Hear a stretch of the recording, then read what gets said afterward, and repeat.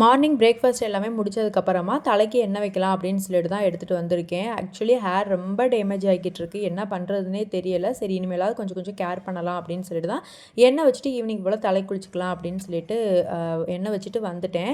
அதுக்கப்புறமா பிரேக்ஃபாஸ்ட்டுக்கு இன்றைக்கி புட்டு தான் செஞ்சுருந்தேன். இட்லி பாத்திரம் சின்ன சின்ன பாத்திரம் அவ்வளோ கிடந்துட்டுருக்கு. சரின்னு சொல்லிட்டு அது எல்லாத்தையுமே சிங்கில் எடுத்து போட்டுட்டு அதுக்கப்புறமா அடுப்பு மடியாக சும்மா மட்டும் தொடச்சி விட்டுடுறேன். ரொம்ப கழுவலை, ஏன்னா ஈவினிங் இல்லைன்னா நைட்டு போல் கழுவிக்கலாம் அப்படின்னு சொல்லிட்டுன்னு.